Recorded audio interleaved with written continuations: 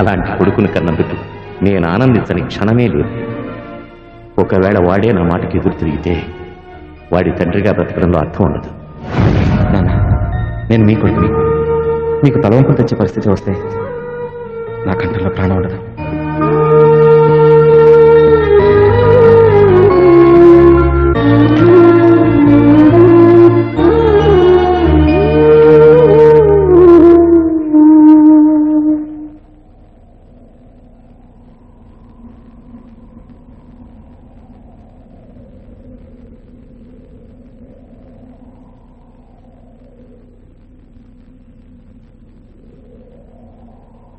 దేవుడి గుళ్ళో నిజంగానే చెప్తున్నాను, నన్ను మర్చిపో. నువ్వేం మాట్లాడుతున్నావు నీకు తెలుసా? తెలుసు, నన్ను క్షమించు.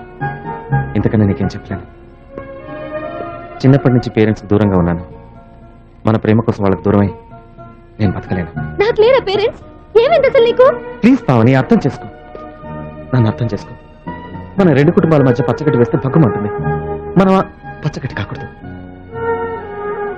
మనం బాగుండడం కన్నా మన బాగుకోరే పేరెంట్స్ గురించి ఆలోచిద్దాం. We are made for each other in love, not in life.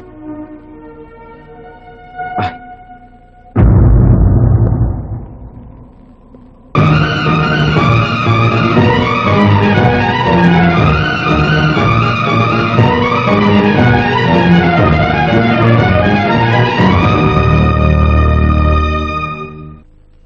Oh God, మర్చిపోయాను.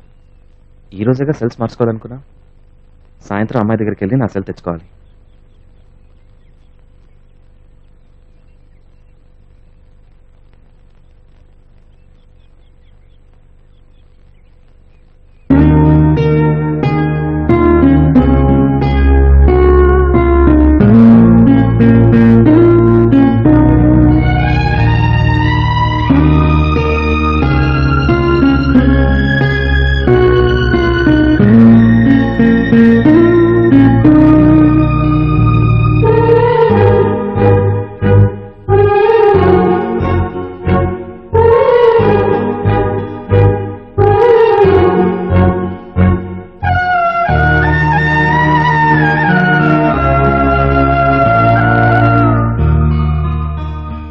చూసావా, నువ్వు వద్దనుకున్నా మనం మళ్ళీ ఎలా కలిసావా?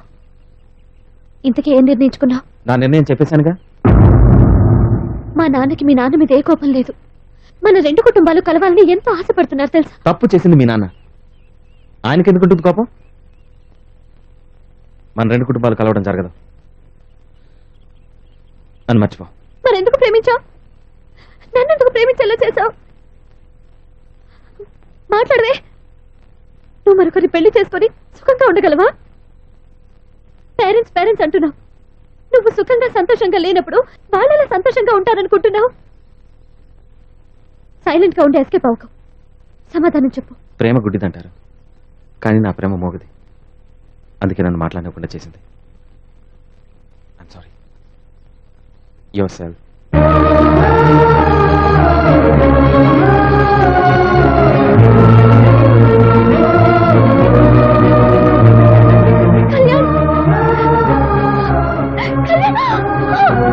పావని, ఏమైంది? కూర్చో.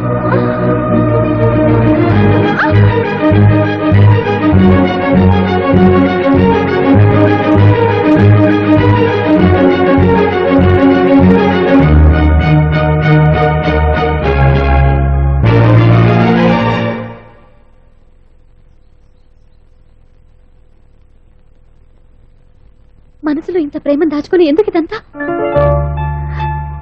ఎదుటి వాళ్ళ మనసుని మోసం చేసే వాళ్ళని చూశాను, కానీ నీ మనసు నువ్వే మోసం చేసుకుంటున్నావు. బాగా ఆలోచించుకో.